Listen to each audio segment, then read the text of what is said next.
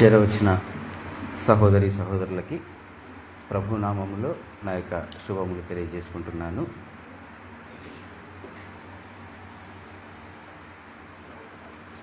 రాజన్న ముగింపులో శరణన్న సహోదరుడు శరణ్ గారు వాక్యాన్ని చెప్పటానికి అంగీకరించి ఉన్నాడనే పెద్ద పదం వాడారు.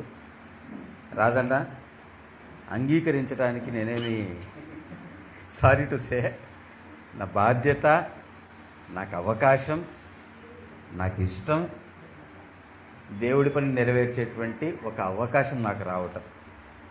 అంగీకరించడం అంటే నేనేదో బరువు పడతా అంటే ఆయన చెప్పున్నా అనేది రిక్వెస్ట్ చేస్తే అంగీకరించింది కాదు.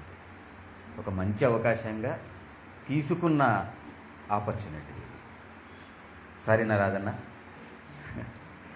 ఓకే. తర్వాత రెండవదిగా మైక్స్ కాస్త ఈక్వల్గా పనిచేసే రకంగా దయచేసి చూసుకోండి. పర్సనల్గా మాట్లాడడం పబ్లిక్గా ఇట్స్ వెరీ డిస్టర్బింగ్ ఫ్యాక్ట్.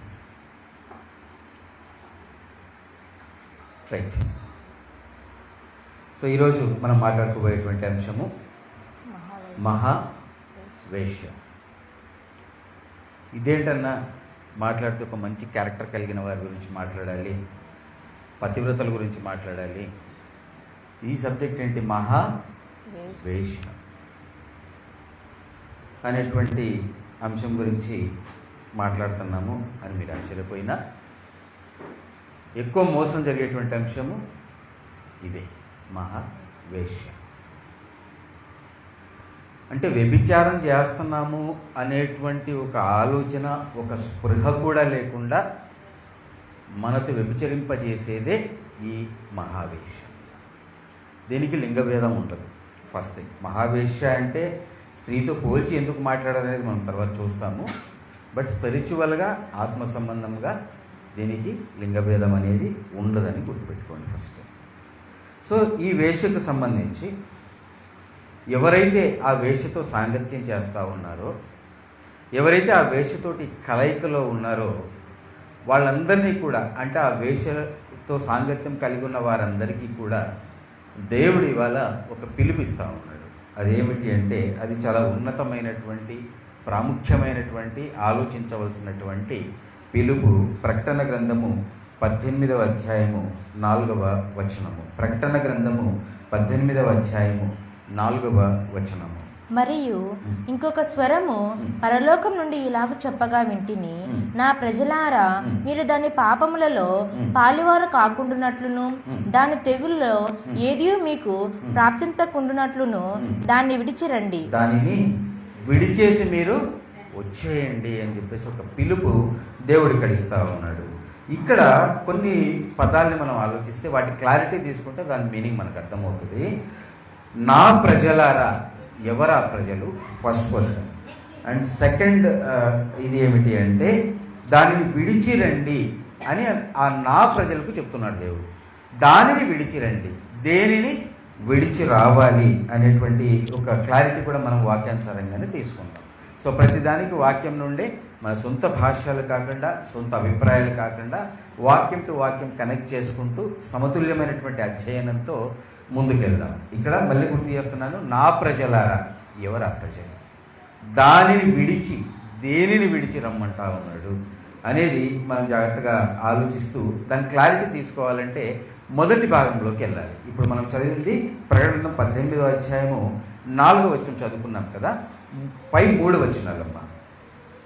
అటు తర్వాత మహాధికారము గల వేరొక దూత పరలోకం నుండి దిగివచ్చుట చూచి తిని, అతని మహిమ చేత భూమి ప్రకాశించెను. అతడు గొప్ప స్వరముతో ఆర్భటించి ఇట్లా నేను, మహాబబులోను కూలిపోయెను, అది దయ్యములకు నివాస స్థలమును, ప్రతి అపవిత్రాత్మకు ఉనికి పట్టును, అపవిత్రతమును అసహ్యమునైన ప్రతి పక్షికి ఉనికి పట్టును ఆయను. ఏలయనగా సమస్తమైన జనములు మోహద్రేకముతో కూడిన దాని వ్యభిచారం మద్యమును త్రాగి పడిపోయిరి. భూరాజులు దానితో వ్యభిచరించిరి. భూలోకమందలి వర్తకులు దాని సుఖభోగముల వలన ధనవంతులైరి. దేని నుంచి బయటికి రమ్మంటా ఉన్నాడు? మహాబబులోను కూలిపోయేను అని చెబుతూ ఆ మహాబబులోను చేసినటువంటి పాపాల చిట్టా అంత కింద వివరిస్తూ 4వ వచనంలో ఆయన అంటా ఉన్నాడు, నా ప్రజలారా దానిని విడిచి బయటికి రండి. అంటే దానిని విడిచి అంటే అర్థం ఏమిటి? మహాబబులోను అనేటువంటి ఆ పట్టణాన్ని, ఆ స్థానాన్ని విడిచి మీరు బయటికి వచ్చేయండి అని చెప్పేసి చెప్తా ఉన్నారు. ఎవరు ఆ మాట చెప్పింది? మొదటి వచనం. అటు తరువాత మహాధికారం గల వేరొక దూత పరలోకం నుండి దిగి వచ్చుట. ఆ వేరొక దూత ఎవరు? ఆ దూతకి ఏముందట? మహా అధికారం ఇవ్వబడింది కదా. సో అక్కడ ఎవరు అనేది మనకు వెంటనే మైండ్కి స్ఫురించి ఉంటుంది. ఇంతకుముందే అనుకున్నాం కదా, మనం మైండ్ను బట్టి కాక వాక్యాన్ని బట్టి వెళ్దాం అనుకున్నాం కదా. సో ఎవరు ఆ వేరొక దూత? మహాధికారం ఇవ్వబడినటువంటి ఆ వేరొక దూత ఎవరు? మత్తయి గారు రాసినటువంటి సువార్త 28వ అధ్యాయం 18వ వచనం. మత్తయి గారు రాసినటువంటి సువార్త 28వ అధ్యాయము 18వ వచనము. అయితే యేసు వారి యుద్ధకు వచ్చి, పరలోకమందును భూమి మీదను నాకు సర్వాధికారం ఇవ్వబడి ఉన్నది. చూసారా? పరలోకమందును భూమి యందును నాకు సర్వాధికారము ఇవ్వబడి ఉన్నది. ఇక్కడ చదువుతున్నాము. ప్రకటన 18వ అధ్యాయం మొదటి వచనంలో మహాధికారం కలిగినటువంటి ఒక దూత పరలోకం నుండి దిగి వచ్చుట నేను చూశానని చెప్పేసి యోహాన్ గారు చెప్తా ఉన్నారు. సో అక్కడ మాట్లాడుతున్నది ఎవరు? చిహ్న రూపకంగా మాత్రమే తీసుకోండి. డైరెక్ట్ ఫిజికల్గా వచ్చి మాట్లాడుతున్నట్లు ఇక్కడ దయచేసి తీసుకోకండి. సో యేసుక్రీస్తు వచ్చి మాట్లాడుతూ ఉన్నారు, మీరు బయటికి రండి, ఒక పిలుపిస్తూ ఉన్నారు. మొదటి 4 వచనాలు ఓకే. ఇంకొక వచనం మనం చూస్తే 4వ వచనం మనం చదువుకున్నాం కదా. 3 వచనాలు పరలోకం నుండి మహాధికారం కలిగిన దూత వచ్చి చెప్తున్నట్లుగా మనం చదివాము. 4వ వచనం మొదటి భాగం అమ్మ. మరియు ఇంకొక స్వరము పరలోకం నుండి ఇలాగ చెప్పగా వింటిని, నా ప్రజలారా. చూసారా? మరియు ఇంకొక స్వరం, ఒక స్వరం యేసుక్రీస్తుది, మహాధికారం గల దూత. ఇట్స్ క్లారిటీ వచ్చేసింది. ఇక్కడ ఇంకొక స్వరం మాట్లాడుతూ ఇలాగ చెప్పగా నేనేమని వింటున్నాను అంటే, నా ప్రజలారా అని చెప్పేసి ఇంకొక స్వరము మాట్లాడుతూ ఉంది అనమాట.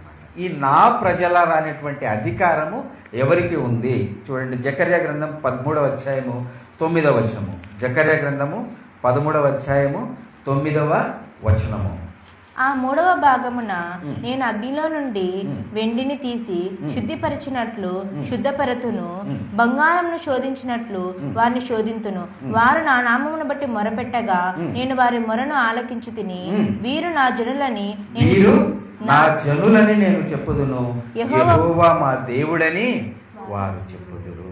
నా ప్రజలు, ఇక్కడ యెహోవా మా దేవుడని వారు చెప్పుదురు. అంటే ఇంకొక స్వరం ఎవరి స్వరం? అది తండ్రి అయిన దేవుని స్వరం. ఇక్కడ అర్థం ఏమిటి అంటే, ఏక మనస్సు కలిగినటువంటి తండ్రి చిత్తం ఏదైతే ఉందో తూచా తప్పకుండా పాటించిన యేసుక్రీస్తు ప్రభువుల వారు చెప్తున్నటువంటి మాట, రెండు ఏకమయ్యి ఉన్నాయి, వారి మనసులు రెండు ఏకమై ఉన్నాయి. వారు ఇస్తున్న పిలుపు ఏమిటంటే, ఆ బబులోను నుండి మీరు బయటికి వచ్చేయండి అనేటువంటి పిలుపును అక్కడ మనము చూస్తా ఉన్నాం. సహోదరి సహోదరులారా, ఇక్కడ ఒక చిన్న క్లారిటీ మనకు వచ్చేసింది. నా ప్రజలంటే దేవుని యొక్క ప్రజలు, మహాబబులు. దానిని విడిచి బయటికి రండి అంటే మహాబబులోను విడిచి మీరు బయటికి రండి. ఆ స్వరం ఎవరిది? ఎవరిని పిలుస్తూ ఉంది? ఎక్కడి నుంచి రమ్మని పిలుస్తూ ఉంది బయటికి అనేది 3 విషయాలు కూడా మనం క్లారిటీ తీసేసుకున్నామని నేను అనుకుంటా ఉన్నాను. రైట్? ఎస్. ఆ తర్వాత ఈ మహాబబులోను ఏమిటా? మహాబబులోను ఒక భయంకరమైన పిలుపు కదా అది. మీరు బయటకు వచ్చేయండి దాన్ని విడిచి అని చెప్పేసి దేవుడు పిలుస్తూ ఉన్నాడంటే సంథింగ్ ఈస్ దేర్. ఆ మహాబబులోను ఆ పాపాలన్నీ కింద చెప్పాడు దేవుడు. సో ఇంకా ఏదో దానికి ఒక విపరీతమైన ప్రాముఖ్యత బైబిల్లో ఇవ్వడం జరిగింది. మహాబబులు, ఆ బబులోను అనేటువంటి ఒక పట్టణానికి. ఇంతకీ ఆ మహాబబులోను నుంచి సవివరంగా చూద్దాం. ఇంకా ఏమైనా చెప్పాడా దాని గురించి అనేది జాగ్రత్తగా మనం ఆలోచించుకుందాము. 17వ అధ్యాయం 5వ వచనం అమ్మ. ప్రకటన గ్రంథము 17వ అధ్యాయము 5వ వచనము. దాని నొసట దాని పేరు ఇలాగ వ్రాయబడెను, మర్మము వేశ్యలకును భూమిలోని ఏహ్యమైన వాటికిని తల్లి అయిన మహాబబులోను. చూసారా? మహాబబులోను ఇంతవరకు ఎలా చూసుకున్నాం మనము? ఒక పట్టణముగా. మీరు ఆ పట్టణంలో ఉన్నారు, దాన్ని విడిచి బయటకు వచ్చేయండి అని చెప్పేసి ఇంతకుముందు చూస్తున్నాం 18వ అధ్యాయము మొదటి భాగంలో అంతా కూడా. ఇక్కడ 17వ అధ్యాయం 5వ వచనంలో దాని నొసట దాని పేరు ఇలాగ రాయబడి ఉన్నది, ఉండెను, మర్మము వేశ్యలకును. మహావేశ్యకు సంబంధించి మాట్లాడుతూ ఆ మహావేశ్యను సంబోధిస్తూ, అది ఎలాంటి వేశ్య అంటే మహావేశ్య. ఎందుకు మహావేశ్య అయింది? వేశ్యలకును భూమిలోని ఏహ్యమైన వాటికిని ఎలా ఉందట అది? తల్లి అయిన బబులోను. సో బబులోను దేన్ని సూచిస్తూ ఉంది? జాగ్రత్తగా ఆలోచించండి. ఒక స్త్రీ దగ్గరికి తీసుకురాబడింది కదా, తల్లి అయిన మహా బబులోను. సో దానికి పిల్లలు ఉన్నారు, ఆ మహాబబులోనికి పిల్లలు ఉన్నారు. మహావేశ్యకి పిల్లలు ఏం చేస్తూ ఉన్నారు? పిల్లలు ఉన్నారు. వాళ్ళు కూడా ఎవరు? వేశ్యలే. వేశ్యలకు తల్లి అది. అందుకే దాన్ని మహావేశ్య అని దేవుడు సంబోధించిన విషయాన్ని మనం ఇక్కడ గమనించగలం సహోదరి సహోదరులారా. సో ఆ వేశ్యకు సంబంధించి ఇంకొక వచనాన్ని చూడండి, 1వ వచనం, 17వ వచనం 1వ వచనం. ఆ 7 పాత్రలను పట్టుకొని ఉన్న 7 దేవదూతలలో ఒకడు వచ్చి నాతో మాట్లాడుచు ఇలాగ చెప్పెను, నీవిక్కడికి రమ్ము, విస్తార జలముల మీద కూర్చున్న మహావేశ్యకు చేయబడు తీర్పు నీకు కనపరచెదను. చూసారా, మొదటి వర్షంలో ఆ వేష ఎక్కడ కూర్చోందంట? విస్తారమైన జలముల మీద కూర్చున్న మహావేష. జాగ్రత్తగా ఆ సిరీస్ను మిస్ అవ్వకండి. మహావేష, పిల్లలు వేశ్యలుగా ఉన్నారు. ఆ మహావేష ఎక్కడ కూర్చోంది? విస్తారమైన జలముల మీద కూర్చోంది. దానికి చేయబడేటువంటి తీర్పును నేను చూపిస్తానని చెప్పేసి యోహాన్ గారికి ఇక్కడ పిలిపిస్తున్న విషయాన్ని మనం గమనించగలం సహోదరి సహోదరులారా కదా. ఇంతకీ ఆ వేశ్య ఎవరు? సింపుల్, వేశ్య అంటే మనకు అర్థమైపోద్ది. వ్యభిచారం చేస్తున్నటువంటి స్త్రీని మనము వేశ్య అని పిలుస్తాం కదా. సో ఇక్కడ మహావేశ్య అంటే ఆమె వ్యభిచారం మితిమీరిని చేస్తూ ఉంది. అలాగే వేశ్యలకు తల్లిగా కూడా ఉంది. ఇక్కడ వేశ్య అంటే ఒక క్లియర్ పిక్చర్ మనం తీసుకోవాలి. మనం బిబ్లికల్ లాంగ్వేజ్లో మాట్లాడుతూ ఉన్నాం కదా, బైబిల్ పరిభాషలో మనం మాట్లాడుతున్నాం. వేశ్య అంటే ఒక సాధారణమైన అర్థం తీసుకోవడానికి అవకాశం లేదు. దానికి ఎక్కడో దేవుడు లింక్ పెట్టి ఉంటాడు దాని అర్థం తెలుసుకోవడానికి. ఇప్పుడు ఫర్ ఎగ్జాంపుల్ క్రిస్టియానిటీతో, సత్య సంబంధమైన విషయాలతో సంబంధం లేకుండా, సో క్రిస్టియన్లో మీరు లోకంలో క్రిస్టియానిటీ ఏదైతే ఉందో వాటితో అసలు సంబంధం లేకుండా అన్యులకి ఈ పిలుపు వర్తిస్తుందా లేదని ఒకసారి మనం ఆలోచించండి. వేశ్యకు పూర్తి వ్యతిరేకమైన పదం ఏమిటి? మంచి స్త్రీ. మన జనరల్ లాంగ్వేజ్ ఫస్ట్ నేను చెప్పాను కదా, పతివ్రతల గురించి మాట్లాడుకోవాలని చెప్పేసి, రైట్? దానికి వ్యతిరేకమైన పదం. సో ఆ స్త్రీ కూడా ఉంది బైబిల్లో, ఉందా లేదా? ఒక్కడే పురుషుని కోసం వెయిట్ చేస్తున్న స్త్రీ ఉందా లేదా?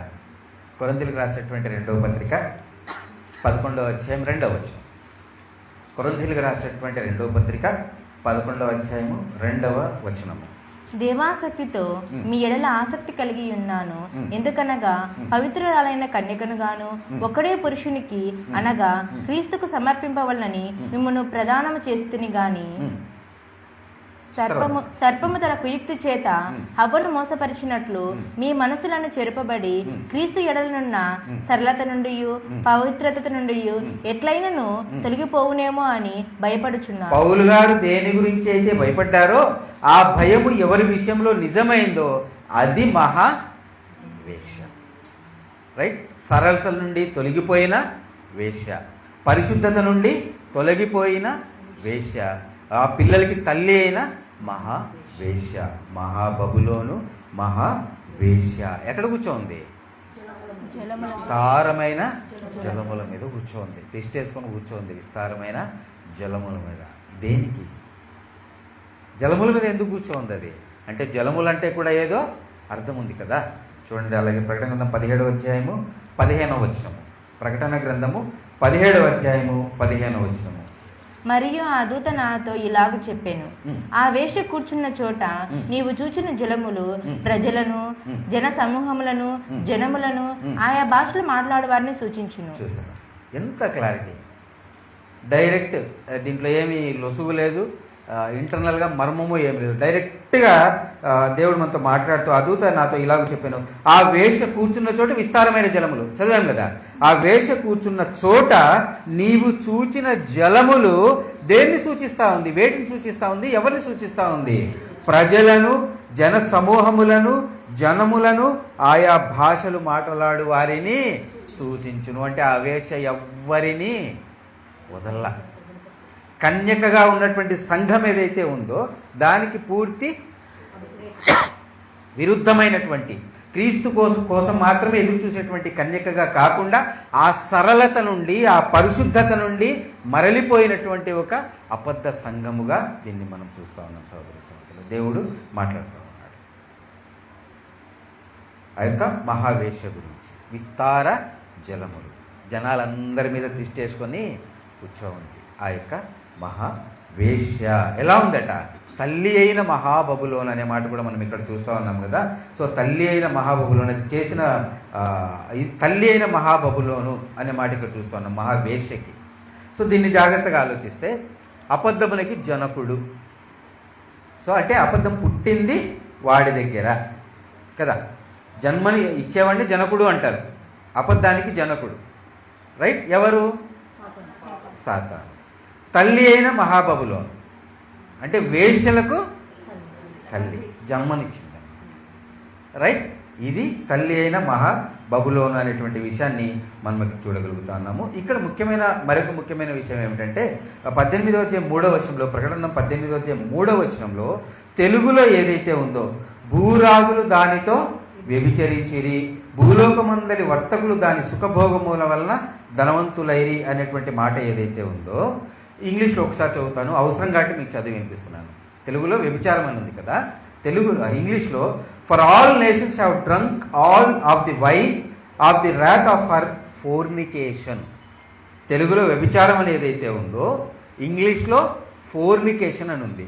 ప్రాస్టిట్యూషన్ అంటే వ్యభిచారం, ఫోర్నికేషన్ అంటే జారత్వం. ఏంటి తేడా? ఓపెన్గా రైట్ అయితే నాకు తెలిసిన అసలు నేను చెప్తా. రైట్, వ్యభిచారానికి ముందు జరిగే ప్రక్రియలు అంటావా, ఓరల్గా మాట్లాడటము, చూడటము, ఇలాంటివి. రైట్. యాక్చువల్గా ఫోర్నికేషన్ అంటే అర్థం ఏమిటి అంటే, డిక్షనరీ మీనింగ్ చెప్తున్నా. ఫోర్నికేషన్ అంటే అర్థం ఏమిటి అంటే, పెళ్లి కాక ముందే పరాయి పురుషుడితో సంబంధం కలిగి ఉండటాన్ని ఫోర్నికేషన్ అంటారు. Adultery, prostitution. అడల్టరీ అంటే ఏమిటంటే, పెళ్ళి అయిన తర్వాత పరాయి పురుషుడితో శారీరక సంబంధాన్ని కలిగి ఉండటాన్ని అడల్టరీ అంటారు. తేడా అది. ఫోర్నికేషన్ అంటే పెళ్లి కాకముందు, అంటే కన్యకగా ఉండగానే పరాయి పురుషుడితో సంబంధాన్ని కలిగి ఉండటము. ప్రాస్టిట్యూషన్ ఆర్ అడల్టరీ అంటే ఏమిటి అంటే, పెళ్లి అయిన తర్వాత పరాయి పురుషుడితో సంబంధాన్ని కలిగి ఉండటం. ఇంత క్లారిటీ ఎందుకన్నా, మాకు అది వ్యభిచారమే కదా అని అనుకోకండి. ఎందుకు ఇంత క్లారిటీ ఇస్తున్నానంటే, కన్యకగా ఉండాల్సిన సంఘం ఏం చేసింది? పెళ్ళి ఎప్పుడు జరగాలి? 2వ రాకడలో పెళ్లి జరగాలి. గొర్రెపిల్ల వివాహ మహోత్సవం ఉంది కదా, అప్పుడు పెళ్లి జరగాలి. అప్పుడు క్రీస్తుతో ఏకం కావాల్సినటువంటి ఆ స్త్రీ పెళ్లి కాకముందే, పెళ్లి టైం రాకముందే వేరే వాళ్ళతో ఏం చేసిందట? భూరాజులతో వ్యభిచారం చేసింది. అందుకే బైబిల్లో ఫోర్నికేషన్ అనే పదం వాడబడింది, నాట్ అడల్టరీ. ఆల్ అది కోసమే. పెళ్లి కాకముందే సంఘం ఏం చేసింది? వ్యభిచారము చేసింది అనేటువంటి విషయాన్ని ఇక్కడ జాగ్రత్తగా మనం అర్థం చేసుకోగలి. ఇది ఎప్పుడు స్టార్ట్ అయింది? మహా తల్లి అయిన బబిలోను అనేటువంటి విషయం ఎప్పుడు స్టార్ట్ అయిందంటే, అపోస్తలులు మరణించిన తర్వాత దాదాపు 799, 800 శతాబ్దంలో కేవలము క్రీస్తు కోసం బ్రతకాల్సినటువంటి సంఘం భూలోక సంబంధమైన అధికారం కోసం ఏం చేసింది? భూరాజులతో వ్యభిచారం చేసింది. సింపుల్గా అంటే, నేను రాజకీయాలను, ఇప్పుడున్న నాకు రాజకీయాల గురించి నేను మాట్లాడట్లా, అర్థం కావడానికి వాడుతున్నాను అంతే. వాడబోయే దాని గురించి మీరు మళ్ళీ ఎక్కడ మిస్అండర్స్టాండ్ చేసుకుంటే ముందే చెప్తా ఉన్నా. సో చాలాసార్లు చర్చకు వచ్చింది అన్నమాట, కొన్ని బయట పబ్లిక్లో ఫ్రెండ్స్తో వీళ్ళతో మాట్లాడుతూ ఉన్నప్పుడు చెప్తున్నాను. నేను క్రాస్ చేయలేను, మైండ్ నుంచి తీసేయలేను దాన్ని. మీరు వేరేగా తీసుకోకండి, రాజకీయంగా దాన్ని తీసుకోకండి. అంటే ఇప్పుడు నేను ఒక పార్టీ మీద గెలిచాను, ఒక పార్టీ టికెట్ మీద గెలిచాను. ఈ పదమే వాడారు ఎక్కువగా. ఒక పార్టీ మీద గెలిచిన తర్వాత అదే పార్టీ మీద నేను అసెంబ్లీలో వేరే పార్టీ తరఫున కూర్చున్నాను అనుకోండి. మీరందరూ నాకు ఓట్లు దేని కారణంగా వేశారు? పలానా పార్టీ మెంబర్గా నాకు ఓట్లు వేశారు. నేను ఆ పార్టీకి రిజైన్ చేయకుండా ఆ పార్టీలోనే ఉంటూ ఆ పార్టీ సభ్యత్వాన్ని నేను కలిగి ఉంటూ వేరే పార్టీ తరపున నేను అసెంబ్లీలో కూర్చున్నాను అనుకోండి.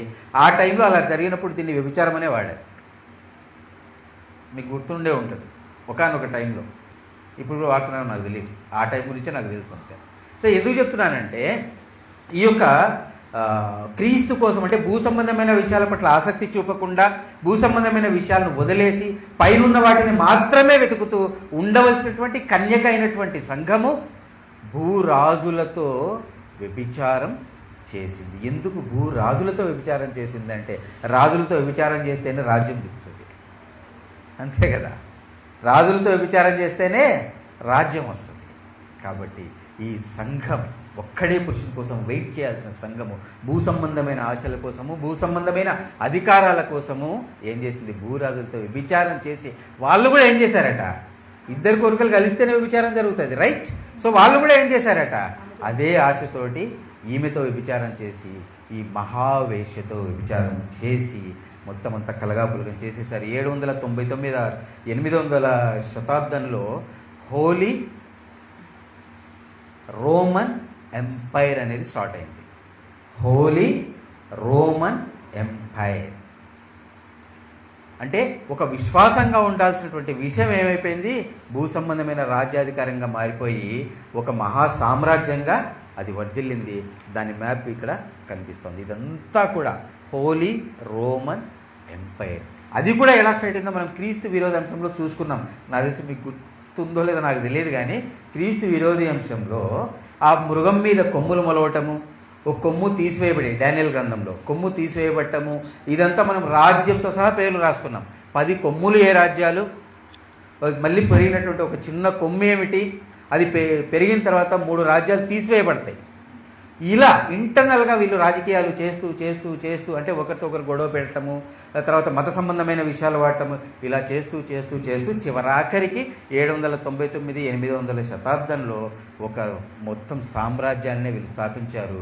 ఆ సామ్రాజ్యం పేరు హోలీ రోమన్ ఎంపైర్ సామ్రాజ్యం అనేది స్థాపించారు. సహోదరి సహోదరులారా, జస్ట్ ఆ వివరణ మీకు చదివి వినిపిస్తాను. The formation of the Holy Roman Empire was initiated by Charles Magnus' coronation as Emperor of the Romans in 800 BC. Sorry, AD.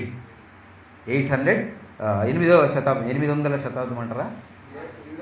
8వ శతాబ్దం, సారీ 8వ శతాబ్దంలో. సో ఇక్కడ లాస్ట్లో whole territory came to be known as the, ఇంతకుముందంతా వేరే వేరే పేర్లు ఉన్నాయి. పొద్దుటూరు సామ్రాజ్యం, ఎగ్జాంపుల్ పొద్దుటూరు సామ్రాజ్యం, జమలమూరు సామ్రాజ్యం ఇట్లా ఉన్నిందనమాట.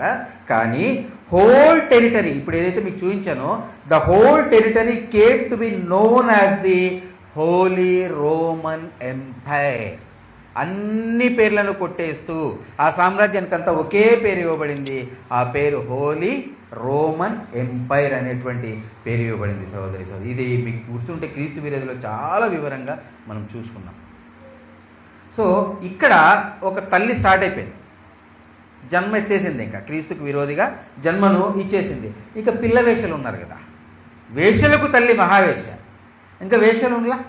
సో ఆ వేషలు ఎవరు అనేది మనం ఆలోచించగలిగితే, ఎప్పుడైతే హోలీ రోమన్ ఎంపైర్ అన్నది మెల్లిమెల్లిగా మార్చుకుంటూ 380వ శతకంలో ఈ ఫస్ట్, అంతకుముందు ఏమైపోయింది, ఇది మతము రాజ్యంలోకి వచ్చేసింది రాజ్యాధికారి కోసం. ఎప్పుడైతే మతము అధికారిక మతంగా ప్రకటించబడిన తరువాత హోలీ రోమన్ ఎంపైర్ కాస్త ఏమైపోయింది అంటే రూపు మెల్లిమెల్లిగా మార్చుకుంటూ హోలీ క్యాథలిక్ చర్చ్. ఇది పరిణామ క్రమం. ఇక్కడ హోలీ క్యాథలిక్ చర్చ్ను మనం ద్వేషించట్లా, దయచేసి ఆ నారో వేలో ఆలోచించకండి. సిస్టమ్, ఇది ఒక వ్యవస్థ గురించి మాట్లాడుతూ ఉన్నాం మనం. సో ఈ హోలీ క్యాథలిక్ చర్చ్, క్యాథలిక్ అంటే అర్థం ఏంటంటే యూనివర్సల్.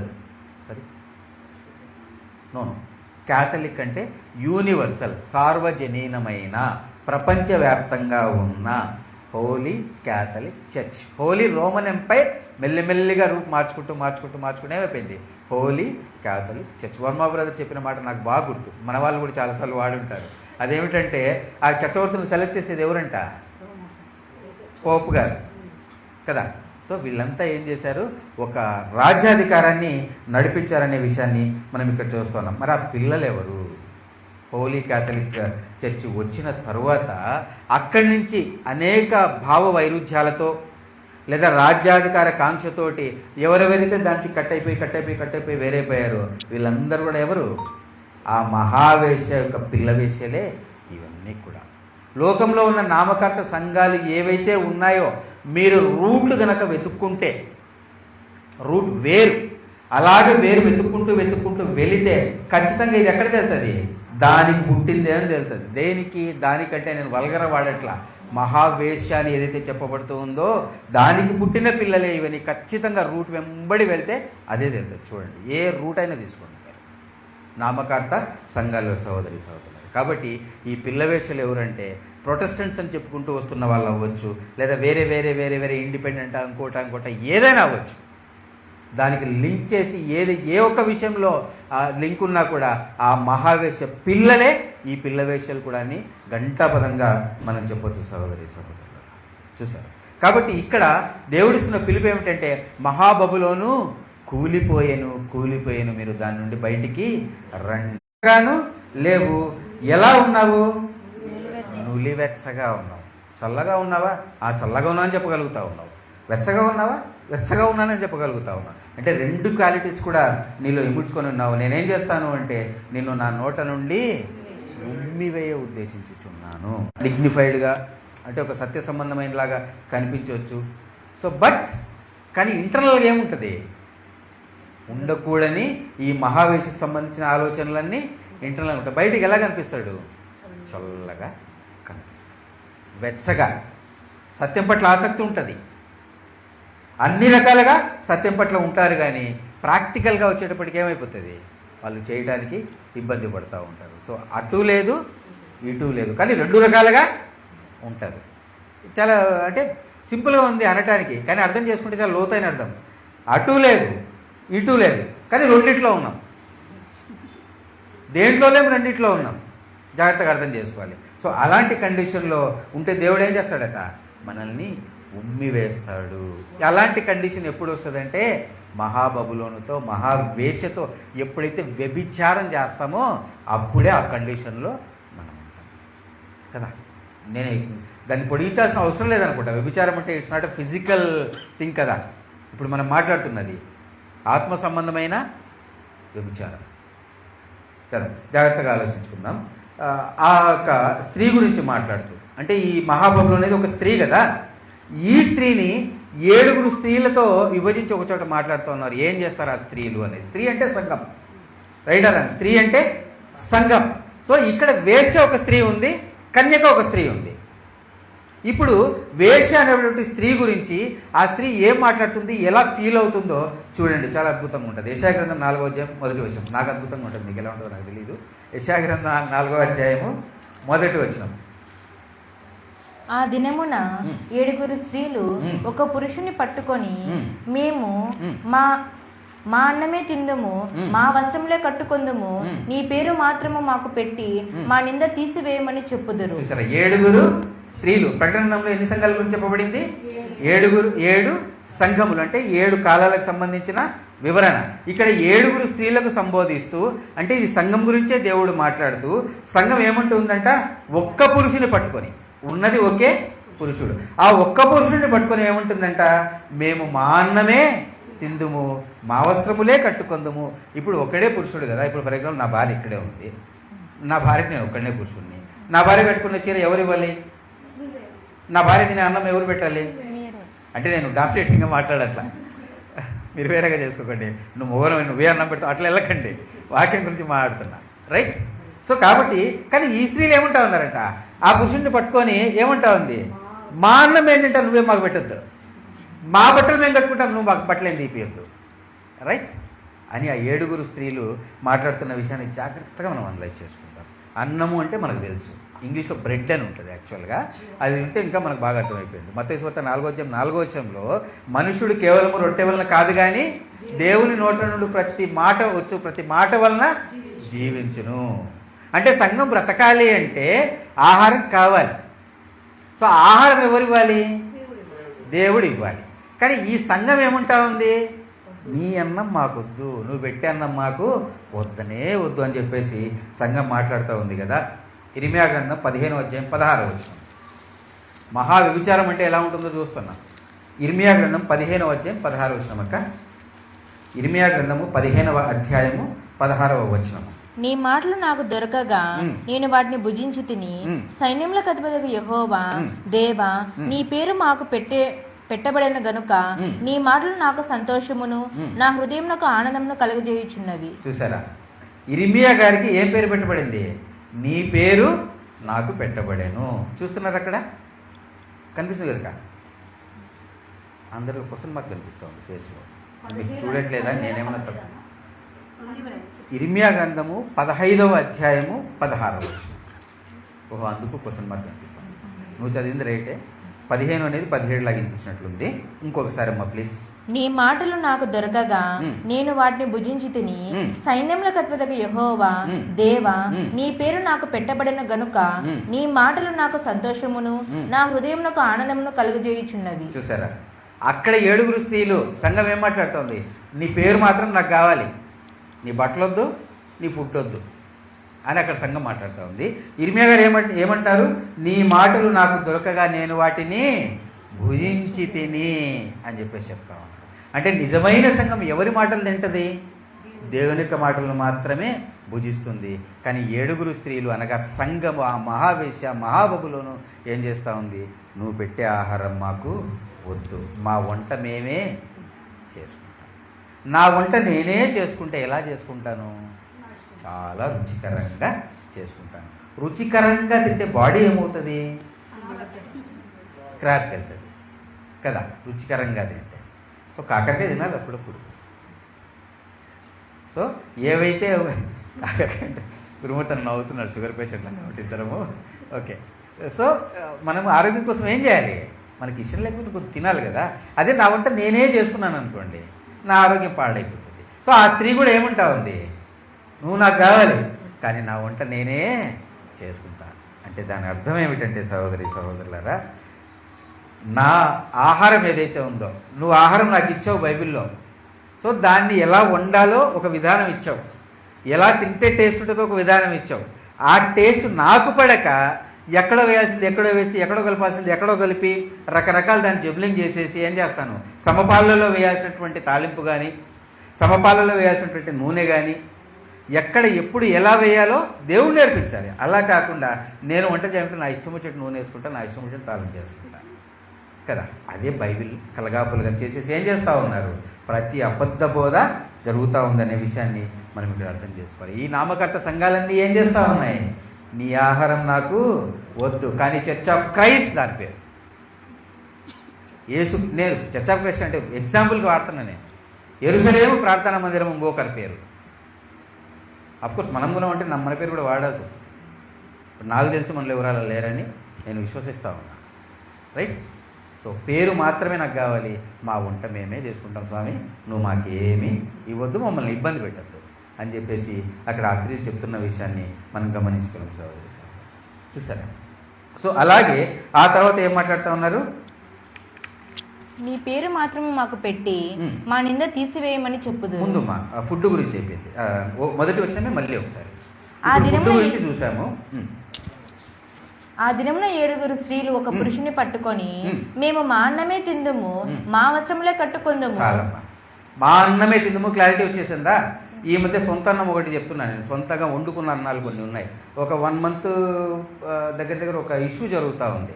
అదేమిటి అంటే, ఒక ఆయన BYY పిడి సుందరరావు గారికి సంబంధించిన ఒక వ్యక్తి ఎవరో, ఆయన యేసుక్రీస్తు తండ్రి కన్నా తక్కువ అని చెప్పేసి చెప్పాడు. ఆయన బగ్గున రేగారు అందరూ. యేసుక్రీస్తుని అలా అంటావా ఇలా అంటావా అని చెప్పేసి చెప్పారు. ఇక్కడ పాయింట్ ఏంటంటే, వీళ్ళు త్రిత్వాన్ని నమ్ముతున్నారు. యేసుక్రీస్తు తక్కువ ఎక్కువ ఏదో మాట్లాడారు ఒక వర్గం, వాళ్ళు త్రిత్వం గురించే మాట్లాడతారు. యేసుక్రీస్తు అందరూ సమానమైన వాళ్ళు త్రిత్వం గురించే మాట్లాడతారు. రైట్? అంటే ఒక త్రిత్వం ఏమిటి? ముగ్గురు ఒకరిగా ఉన్నారని ఒకరు నమ్మితే, ఇంకొకరు ముగ్గురు వేరువేరుగా ఉన్నారు అయినా ఒకటిగా ఉన్నారని ఒక త్రిత్వం. ఇదే ఒక కన్ఫ్యూజన్ పాయింట్ అయిపోతే ఇప్పుడు స్టార్ట్ అయింది ఏంటి? తండ్రి కన్నా యేసుక్రీస్తు తక్కువ. నేను ఎందుకు చెప్తున్నానంటే, మన అన్నం మనమే వండుకుంటామని ఇక్కడ స్త్రీలు చెప్పారు కదా, మా అన్నం మేమే వండుకుంటామని చెప్పేసి. వాస్తవంగా మనం చాలాసార్లు జ్ఞాపకం చేసుకున్న ఎగ్జాంపుల్ ఇప్పుడు చెప్పక తప్పదు. అదేమిటి అంటే 2 + 2 = 4. It's clear. కానీ అపవాదం ఏం చేస్తాడు? 2 + 2 క్వశ్చన్ మార్క్ పెట్టి కింద ABCD అని 4 ఆప్షన్స్ ఇస్తాడు. 6, 8, 10, 12 అని. ఏది రైట్ అయితే వచ్చిండదు దాంట్లో, ఏది రైట్ కాదు. కానీ మనుషులు ఏం చేస్తారు? ఈ 4 ఆప్షన్లో ఏదో రైట్ ఉంటుంది. త్రిత్వం గురించి అదే. ఇది రైట్ కాదు, ఇది రైట్ కాదు, అసలు రైట్ వేరే ఉంది. కదా. ఇలా ఉంటుంది మన అన్నము మనమే ఉన్నాం. ఇక్కడ ఆ తర్వాత ఏం ఆడుతున్నారు, బట్టలు కూడా ఏం చేస్తాము, మా బట్టలే మేము కట్టుకుంటాం. నువ్వు ఇచ్చే నీతి అనే పై వస్త్రం మాకు వద్దు. చూడండి యెషయా గ్రంథం 61వ అధ్యాయం 10వ వచనం. యెషయా గ్రంథము 61వ అధ్యాయము 10వ వచనము. శృంగారమైన పాగా ధరించుకొని పెండ్లి కుమారుని రీతిగాను ఆభరణములతో అలంకరించుకొనిన పెండ్లి కుమార్తె రీతిగాను ఆయన రక్షణ వస్త్రములను నాకు ధరింపజేసి ఉన్నాడు. నీతి అను పైబట్టను నాకు ధరింపజేసి ఉన్నాడు. నీతి అను పైబట్టను నాకేం చేశాడు, ధరింపజేసి ఉన్నాడు. ఇప్పుడు మనం ధరించుకొని ఉన్నామా లేదా, ఖచ్చితముగా ధరించుకున్నాం. కానీ ఆ 7 స్త్రీలు ఏమంటా ఉన్నారట, మనకు ఇంకా లైవ్ ఎగ్జాంపుల్ చెప్తే మళ్ళీ ఇంతకుముందు చెప్పిన ఎగ్జాంపుల్ చెప్తా. నా భార్య కట్టుకునే చీర ఎవరు తీపిచ్చింది, రైట్? అలాగే అక్కడ కూడా ఆ 7 స్త్రీలు ధరించాలి అంటే ఎవరిచ్చిన బట్ట ధరించాలి, ఒక్కడే పురుషుడైన క్రీస్తు ఇచ్చిన బట్ట ధరించాలి. కానీ ఆ స్త్రీలు ఏమంటా ఉన్నారు, సంఘం ఏమంటా ఉంది, నీ బట్ట నాకు, నా వస్త్రాన్ని నేనే ధరించుకుంటున్నా. ఏమిటి ఆ వస్త్రం అంటే, నేను బాగా వస్త్రాలు ఎందుకు వేసుకుంటాం, నేను ఒక కద్దరు వేసుకొచ్చా, నీట్గా ఉంటుందని కద్దరు వేసుకొచ్చా. అందరం కూడా మనకు నప్పుతుందని వేసుకుంటాం కదా. సో ఈ స్త్రీ కూడా వస్త్రం ధరిస్తుందంట. కానీ ఎలాంటి వస్త్రము, నాకు నచ్చిన వస్త్రము ఏమిటి నాకు నచ్చిన వస్త్రము, నాకు నచ్చిన వస్త్రం ఏమిటంటే అక్కడ నీతి అను పైబట్ట అని చూసామా. అంటే బట్టను దేంతో పోలుస్తా ఉన్నాడు ఆయన, నీతి. ఎస్, నీతి. సో నాకు నచ్చిన వస్త్రాన్ని నేను ధరించుకుంటానంటే అర్థం ఏమిటి, నాకు నచ్చిన నీతి, దేవునికి అనుసరించిన నీతి కాదది. నాకు నచ్చిన నీతి అంటే బాగా కనిపించాలి, 10 మందికి దానం చేయటమా, లేదా పేరు ప్రఖ్యాతుల కోసం ఏమైనా చేయటమా, ఇలాంటి నాకు నచ్చిన నీతి క్రియలు కొన్ని ఉంటాయి. అవి నాకు నచ్చిన నీతి క్రియలు అవుతాయి. కానీ అవి నేను లక్ష్య చేసిన దేవుని దృష్టిలో ఆ నీతి ఎలా ఉంటుందో చూడండి. నేను ఎన్నో చేసుంటా నీతి క్రియలు. దేవుడు ఏం చెప్తున్నాడో చూడండి ఒకసారి. యెషయా గ్రంథము 64వ అధ్యాయము 6వ వచనము. యెషయా గ్రంథము 64వ అధ్యాయము 6వ వచనము. మేమందరము అపవిత్రుల వంటి వారమైతిమి, మా నీతి క్రియలన్నీ మురికి గుడ్డవలెన ఆయను. మేమందరము ఆకువలే వాడిపోతిమి, గాలివాన కొట్టుకొని పోవునట్లుగా మా దోషములను మమ్మను కొట్టుకొని పోగా. మా నీతి క్రియలన్నీ మురికి గుడ్డవలే ఆయను. అవినీతి క్రియలు ఆల్రెడీ మురికి అయిపోయింది అక్కడికి, దాని గురించి సపరేట్ చర్చ అవసరంలా. కానీ ఇక్కడ నీతి క్రియలు, మా నీతి క్రియలు, నా సొంత నీతి క్రియలు ఏమైపోయాయి దేవుని దృష్టిలో, మురికి గుడ్డలాగా అయిపోయాయి. అవి ఎప్పుడైతే నా కోసం బలి అయినటువంటి యేసుక్రీస్తు ప్రభుల వారి రక్తంలో శుద్ధి చేయబడతాయో అప్పుడు అవి తెల్లగా మారుతాయి. లేకపోతే అవి ఎలా ఉంటాయి, మురికి గుడ్డలాగా ఉంటాయని చెప్పేసి ఇక్కడ చెప్తాం. సో ఆ 7 స్త్రీలు అంటే ఆ సంఘం ఏదైతే ఉందో, నా బట్టలే నేను కట్టుకుంటానంటే నా సొంత నీతి. నా సొంత నీతి నేను ఎలా చేసుకుంటానంటే, తప్పు చేసినా నేను రైట్ కిందే మాట్లాడుకుంటాను, నా సొంత నీతి కాబట్టి. మనం చాలాసార్లు అనుకున్నాం కదా, చాలామంది పెద్ద పెద్ద కాపర్లు వీళ్ళంతా కూడా 2-3 పెళ్ళిళ్ళు చేసేసుకొని అబ్రహాంని ఏం చేస్తూ ఉన్నారు, వాళ్ళు ఎగ్జాంపుల్గా చూపిస్తూ ఉన్నారు. సొంత నీతికి బెస్ట్ ఎగ్జాంపుల్ కదా. కాబట్టి ఇలాంటి సొంత నీతి దేవుని దృష్టి ఎలా ఉంది, మురికి గుడ్డలాగా కనిపిస్తూ ఉంది అనేటువంటి విషయాన్ని మనం ఇక్కడ గమనించాలి. 7 స్త్రీలు, ఒక సంఘం, మహాబబులోను, మహావేశ్య, ఇలాంటి పనులు చేస్తున్న విషయాన్ని మనం జాగ్రత్తగా ఆలోచించగలి. వాళ్ళకు కూడా దేవుడు టైం ఇచ్చాడు, ఆ మహాబబులోను కూడా ఒక సమయం అనేది ఇచ్చాడు అనేది మనము చూద్దాం. సోదరి సోదరులు చూడండి ఒకసారి. ఇర్మియా గ్రంథం 51వ అధ్యాయం 9వ వచనమ్మా. చర్చలో ఉన్నాయన్నా, చర్చ్, అవునవును అవును. మనము బబులోనును స్వస్థపరచుగోరితిమి, అయితే అది స్వస్థత నొందలేదు. దాన్ని విడిచిపెట్టుడి, మన దేశంలోకి వెళ్ళుదము రండి. దాని శిక్ష ఆకాశమంత ఎత్తుగా సాగుచున్నది, అది మేఘములంత ఉన్నతం. చాలమ్మా. మనము బబులోనును స్వస్థపరచ గోరితిమి. అబద్ధంలో ఎవరైతే ఉన్నారో, ఆ వేషతో ఎవరైతే వ్యభిచారం చేస్తున్నారో వాళ్ళందరినీ స్వస్థపరచ గోరి దేవుడు ఏం చేశాడు, సత్య సంబంధమైన అనేక మంది సహోదరులని ఈ లోకంలోకి పంపించాడు, మన మధ్యకి పంపించాడు. మనము ఇంకొకరి మధ్యకి వెళ్తా ఉన్నాం కదా. సో స్వస్థపరచ గోరి ఆ వేష సాంగత్యంలో ఉన్న వారిని వాళ్ళకు కళ్ళు తెరిపించి ఆ సాంగత్యం నుండి పక్కకు రప్పించడానికి ఎంతో ప్రయత్నాలు జరుగుతున్నాయి, దేవుడి చేత అనుమతించబడ్డాయని చెప్పేసి కూడా ఇక్కడ మనం చూడగలుగుతున్నాం. కానీ వాళ్ళు వెనక్కి రారట కదా. అదే కదా వాక్యంలో కూడా మనం చూసుకున్నాం. అలాంటి ఒక స్త్రీ గురించి మరొక చోట చూద్దాము. 2వ అధ్యాయం 20వ వచనం అమ్మ. ప్రకటన గ్రంథము 2వ అధ్యాయము 21వ వచనం. 20-21 అయినను నీ మీద తప్పు ఒకటి నేను మోపవలసి ఉన్నది, ఏమనగా తాను ప్రవక్తినని చెప్పుకొనుచున్న యెజెబెలను స్త్రీని నీ ఉండనిచ్చుచున్నావు. జారత్వము చేయుటకును విగ్రహములకు బలి ఇచ్చిన వాటిని తినుటకును అది నా దాసులకు బోధించుచు వారిని మోసపరచుచున్నది. మారమనసు పొందుటకు నేను దానికి సమయం నిశ్చితిని గాని అది తన జారత్వం విడిచిపెట్టి మారమనసు పొందనొల్లదు. బబులోను గురించి ఎలాగైతే స్వస్థపరచ గోరితిమి అని అక్కడ దేవుడు మాట్లాడాడో, ఇక్కడ యెజెబెల్ అనేటువంటి స్త్రీ గురించి కూడా అదే రకమైనటువంటి మాట మాట్లాడుతూ ఉన్నారు.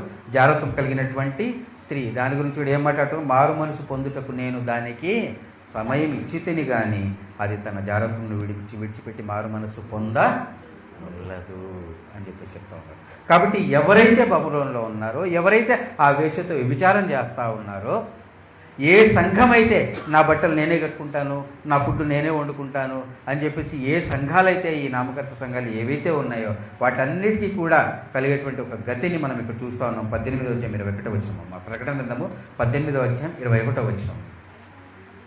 తరువాత బలిష్ఠుని యొక్క దూత గొప్ప తిరుగటి రాతి వంటి రాయి ఎత్తి సముద్రంలో పడవేసి, ఈలాగు మహాపట్టణమైన బబులోను వేగముగా పడద్రోయబడి ఇక ఎన్నటికి కనబడకపోవును.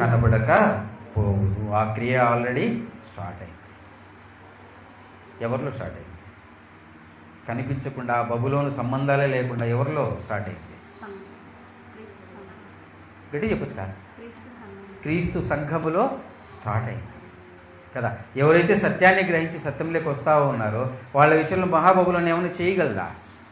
ఏమీ చేయలేదు. కానీ ఒకనొక దినం రాబోతూ ఉంది.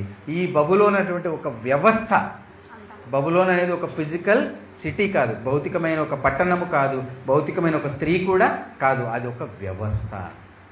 సో ఈ వ్యవస్థ అంతా కూడా ఏమైపోతుంది? కనిపించకుండానే అంతమైపోతుంది అనేటువంటి మాటని ఇక్కడ మనం చూస్తూ ఉన్నాం సహోదరులు. కాబట్టి ఇప్పుడు దేవుడు ఏమని పిలిపిస్తూ ఉన్నాడు? ఇప్పుడున్న వాళ్ళకి అవకాశం ఇచ్చాడు కదా. సో ఇప్పుడు కూడా దేవుడు ఏమని పిలుస్తూ ఉన్నాడు? దాని తెగులలో ఏది మీకు ప్రాప్తింపకుండా ఉన్నట్లు దాన్ని విడిచి రండి అని చెప్పేసి ఒక కాల్ ఇస్తూ ఉన్నాడు. ఒక ఉన్నతమైన పిలుపు దేవుడు మనకి ఇస్తూ ఉన్నాడు అనే విషయాన్ని ఇక్కడ మనం గమనించుకోవాలి. బట్ టైం అయిపోవచ్చు. ఎప్పుడైపోతుందో తెలియదు కదా. చూడండి ఒకసారి సామెతల గ్రంథము 10వ అధ్యాయం 5వ వచనము. సామెతల గ్రంథము 10వ అధ్యాయము 5వ వచనము. వేసవి కాలమున కూర్చువాడు బుద్ధిగల కుమారుడు, కోతకాలమందు నిద్రించువాడు సిగ్గుపరచు కుమారుడు. చూసారా? వేసవి కాలమున మనం చీమ సబ్జెక్టులు చూసుకున్నాం. వేసవి కాలమున ఆహారాన్ని ఎవరైతే సమకూర్చుకుంటారో అతను ఎలా ఉన్నాడంట? బుద్ధి కలిగిన వాడుగా ఉన్నాడు.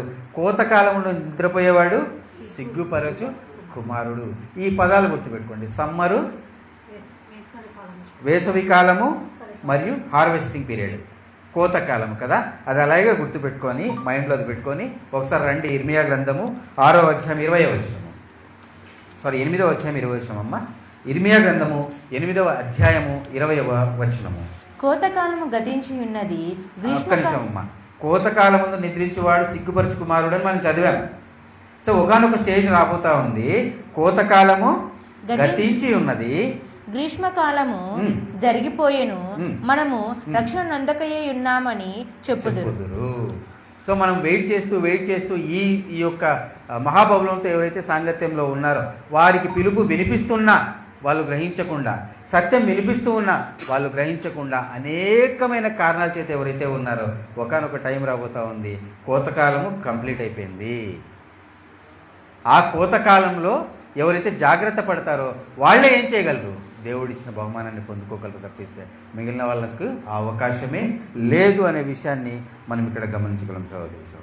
అందుకే ఆయన అంటా ఉన్నాడు, దానిని విడిచి మీరు రండి. కూలిపోయాను, కూలటం స్టార్ట్ అయిపోయింది. మన విషయంలో కూలిపోయిందా లేదా? ఖచ్చితంగా కూలిపోయిందని నేను చెప్పగలను. సో కాబట్టి దాన్ని విడిచి మీరు బయటకు వచ్చేయండి అని ఇతరులకి దేవుడు పిలిపిస్తూ ఉన్నాడు అనే విషయాన్ని మనం గమనించగలం. కానీ విడిచి రావడం అంటే అంత సింపుల్ కాదు. సింపులా? చాలా కష్టం. మహాబబులోని ఎంత పెనవేసుకుపోయిందంటే, పెనవేసుకుపోయి పిల్లలు పుట్టాలంటే భర్త ఉండాలా లేదా? పురుషుడు ఉండాలా లేదా? ఖచ్చితంగా పురుషుడు ఉండాలి. ఆ మహావేషి ఎంతమంది పిల్లలను కనింది? అనేక మంది వేషలను కలింది. అంటే ఒక అబద్ధ పురుషుడు అనేవాడు ఒకడు ఉన్నాడు కదా, వాడితో సంసారం చేసి అనేక మంది వేషలను కనింది. అంటే అంతగా పెనవేసుకుపోయింది అనుబంధం. దాన్ని విడిచి, ఆ బబులోన్ని విడిచి, ఆ మహావేషను విడిచి పక్కకి రావాలంటే సాధ్యమే కాదు. రకరకాల కారణాలు. ఉదాహరణకి మొహమాటం. నా ఫ్యామిలీ అక్కడికి వెళ్తూ ఉంది, నేను కూడా అక్కడికి వెళ్తున్నాను. అండ్ దెన్ ధనాశ, శరీరాశ, అంటే నాకు అక్కడ మేలు జరుగుతూ ఉంది. అనేకమైన విషయాలు అనమాట. మా ఊర్లో ఒక సహోదరుడితో నేను ఆశ్చర్యపోయా అసలు. అంటే అతను నాతో ఎలా మాట్లాడతాడంటే, శ్రీను అనే ఎలా మాట్లాడతాడంటే, అన్న మీ దగ్గర మంచి సత్యం ఉంది, అసలు మాటలు వింటా ఉంటే ఇంత సత్యం ఉంది, దేవుడు ఇంత ప్రేమ చూపించాడు అంటే చాలా, నేను అనుకుంటా ఎగ్జాగరేట్ చేసి చెప్తున్నాడేమో అనుకుంటా, అంత బాగా మాట్లాడతాడు. ఒక్క మాట అడుగుతా, సీనడి నా దగ్గరికి రమ్మని నేను చెప్పను, ఆ చర్చికి రాని నేను ఎవరికి ఎప్పుడు ఇంతవరకు పిలిపి ఇవ్వను. అట్లీస్ట్ నువ్వు వెళ్తున్న చుట్టూ అబద్ధం ఉందని నువ్వే చెప్తున్నావు అంటే ఏం చేస్తున్నావు? నేను అగ్నిలో ఉన్నాను చెప్పి అక్కడే ఎలా ఉండగలుగుతున్నావు? అట్లీస్ట్ పక్కనన్నా ఉండు. అవదు లేదు, నా చాలా సంవత్సరాల నుంచి కంటిన్యూ అవుతున్నా, వదలలేకున్నా. ఇక నేను సంఘం అనే మాట గురించి నేను చెప్పట్లా, మనిషి యొక్క బలహీనత కదా. ఒప్పుకుంటున్నాడు అక్కడ అబద్ధం అని, నేనే అపోజిట్గా మాట్లాడానన్నా అంటున్నాడు నాతోటి, కానీ నేను రాలేకున్నా. చాలా సంవత్సరాలు అయిపోయింది. మహాబబులోను ఎలా పెరేసుకుపోయింది, కష్టంగా ఉంది వదిలి బయటికి రావాలంటే. అసత్యం అంత టేస్టీగా ఉంటుంది కదా. జాగ్రత్తగా ఆలోచించాలి. దీన్ని ఓ చిన్న పోలిక రూపంలో, అంటే వదిలి రావడం ఎంత కష్టం అనేది ఓ చిన్న పోలిక చూసుకొని మనం ముగించుకుందాం. రైట్, ఇంతవరకు సమ్మరైజ్ చేసుకుంటే మహాబబులోను మహావేశ్య వ్యభిచారం ఎక్కువ చేస్తూ ఉంది, దాన్ని మీరు వదిలి బయటికి రండి అని పిలుపు దేవుడు ఇచ్చాడు. ఆ పిలుపును మనం అందుకొని బయటికి వచ్చేసాము. ఇక బయటికి రావాలంటే మనం పిలిపిస్తూ ఉంటాం కదా, మనం ఆలోచిస్తూ ఉంటాం. ఇప్పుడే నా తోటి సహోదరు గురించి చెప్పాను కదా, ఎందుకు రావట్లేదు మహాబబులోను వదిలేసి నేను అనుకుంటున్నాను కదా, ఎందుకు రావట్లేదని దేవుడు ఒక పోలిక రూపంలో నాకు చూపించాడు అనమాట. ఇందుకు రారు నాయన అని చెప్పేసి. అది ఏమిటి అంటే, మోషే గారు ఫరో దగ్గరికి వెళ్ళి, నేను నా జనాలు ఒక 3 రోజుల ప్రయాణం దూరం అయిపోయి అరణ్యంలో నా దేవుణ్ణి సేవించుకోవడానికి పర్మిషన్ ఇవ్వు అని అడిగాడు. రైట్, అడిగితే ఇచ్చాడా? ఇవ్వకుండా ఏం చెప్పాడు తనతోటి? చూడండి, 8వ అధ్యాయము 25వ వచనం, నిర్గమకాండము 8వ అధ్యాయము 25వ వచనం. అప్పుడు ఫరో మోషే అహరోనును పిలిపించి మీరు వెళ్ళి ఈ దేశములో మీ దేవునికి బలి అర్పించుడని వారితో చెప్పగా, విడిచి వెళ్ళాల, ఐగుప్తును విడిచి మోషే గారి వెళ్ళాల, 3 రోజుల ప్రయాణం అంతా వెళ్ళాల. కానీ రాజు ఫరో, బానిసత్వానికి రాజుగా ఉన్నటువంటి ఫరో ఏం చెప్తా ఉన్నాడు? వాళ్ళిద్దరిని అది కొన్ని దెబ్బలు తగిలితే ఆ తర్వాత ఏం చెప్తా ఉన్నాడు? మీరు వెళ్ళి ఈ దేశంలో మీ దేవునికి బలి అర్పించుడని వారితో చెప్పగా. ఇప్పుడు కూడా అదే, ఎక్కడుంటే ఏంటండి, అన్ని చోట్ల ఒకే దేవుడే. రైట్, నిజమే, అన్ని చోట్ల ఒకే దేవుడే. ఆయన చెప్పేది అదే, ఎక్కడ బలి అర్పిస్తే ఏముంది మోషే, దేవునికి నీ దేవునికి నువ్వు బలి అర్పించుకోవాలి కదా, ఈ దేశంలోనే అర్పించు, ఎందుకు అంత దూరం పోవటం? అదేగా చెప్పింది అక్కడ. కాంప్రమైజ్ అయ్యాడు మోషే, కాంప్రమైజ్ అవ్వాలా. మొదటి కాంప్రమైజ్ అక్కడ జరుగుతుంది. ఏమనుకుంటాం, ఎక్కడికి వెళ్తే ఉంది అంత దేవుని వాక్యమే, అంత బైబిలే. ప్రార్థన కదా ముఖ్యము, ఎక్కడ ప్రార్థన చేసుకుంటే ఏముంది? నువ్వు ప్రార్థన చేసుకోవాలంటే ఎలా చెయ్యాలో తెలియాలంటే సత్యం కావాలి నీకు, ఎవరికి చేయాలో తెలియాలంటే సత్యం కావాలి కదా. కాబట్టి ఫరో వాళ్ళని అలా మోసం చేయాలని ట్రై చేశాడు. ఇవాళ అపవాది కూడా అనేక మందిని ఎలా మోసం చేస్తున్నాడంటే, ఈ దేశంలోనే ప్రార్థన చేసుకో, ఈ చర్చిలోనే ప్రార్థన చేసుకో, నీ ఇంట్లో ప్రార్థన, ఇంకోటి అనేక రకాలుగా ఏం చేస్తూ ఉన్నాడు? మోసం చేయడానికి ట్రై చేస్తూ ఉన్నాడు. ఈ ఫస్ట్లోనే చాలామంది ఏమైపోతారు, కాంప్రమైజ్, సొంత నీతి. నిజమే లేబ్బా, దేవుడు ఎక్కడ లేడు, నేను ప్రార్థన చేసుకుంటాను కదా. సొంత నీతి, మురికి గుడ్డలాగా దేవునికి మురికి వస్త్రములాగా కనిపించే ఆ సొంత నీతి ఏమని చెప్తా ఉంది, ఎక్కడుంటే ఏమిటని చెప్తా ఉంది. ఫరోలాగా చాలామంది అక్కడ కాంప్రమైజ్ అయిపోతున్నారు.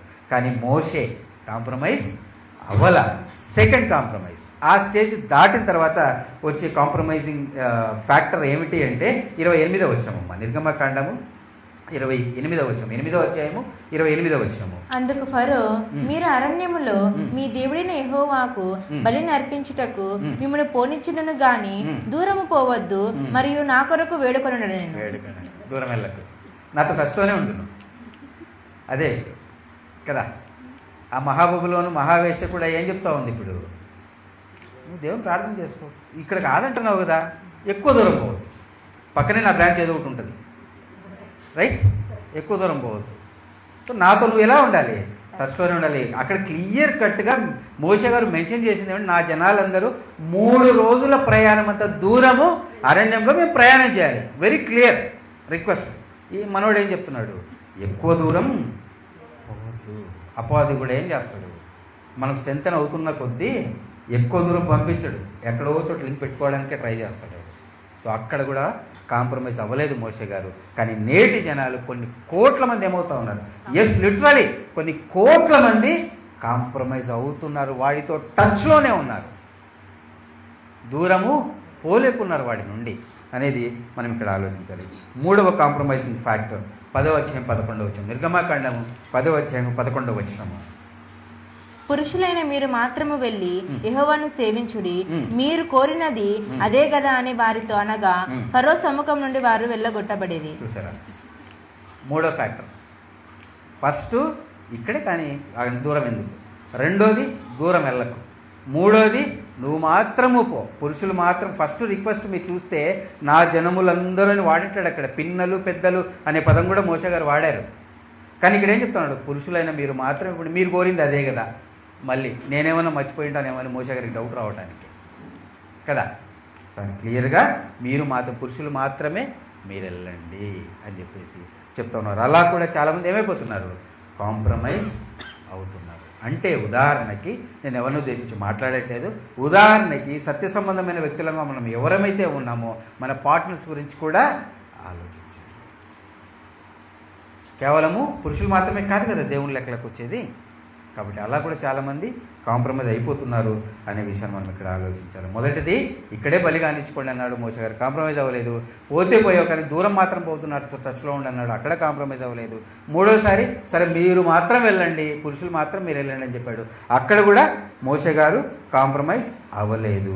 4వ కాంప్రమైజింగ్ ఫ్యాక్టర్ ఏమిటి అంటే 10వ అధ్యాయం 24వ వచనం. ఫరో మోషేని పిలిపించి, మీరు వెళ్ళి యెహోవాను సేవించుడి, మీ మందలను మీ పశువులను మాత్రమే ఇక్కడ ఉండవలెను, మీ బిడ్డలు మీతో వెళ్ళవచ్చుననగా. మీ మందలు మీ పశువులు. మందలు పశువులు ఎందుకు ఉంటాయంటే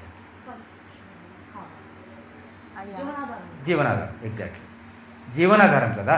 ఆ పశువులు ఏవైతే అవి జీవనాధారం. అంటే ఇక్కడ ఫరో ఏం చెప్తా ఉన్నాడు, మీ ఆస్తి ఏది అంటే మీ మందలు పశువులు ఏవైతే ఉన్నాయో వాళ్ళను అందరినీ పంపిస్తాను నేను, మీ మందలు పశువులు మాత్రం ఇక్కడ పెట్టండి అని చెప్పేసి చెప్తున్నాడు. అపవాది కూడా ఏం చేస్తూ ఉన్నాడు, మీ మందలు పశువులు అంటే జీవనోపాధి. ఎగ్జాక్ట్లీ, జీవనోపాధి. కాబట్టి మీరు సరే మీరు చెప్పినట్టు ఈ దేశంలోనే బలిర్పించొద్దు, కాస్త దూరం వెళ్ళండి. సరే, కాస్త దూరం కూడా వద్దు, పురుషులు మాత్రం వెళ్ళండి. సరే, పురుషులు మాత్రమే వద్దు, అందరినీ పంపిస్తా. కానీ మీ యొక్క జీవనోపాధి మీద మీ దృష్టి ఎప్పుడూ పోగొట్టుకోకూడదు, అది నా దగ్గరే ఉంటుంది. అంటే మీ మనసు నాకన్నా, అంటే దేవుని కన్నా ఎక్కువగా దేని మీద ఉండాలి, నీ డబ్బులబ్బా.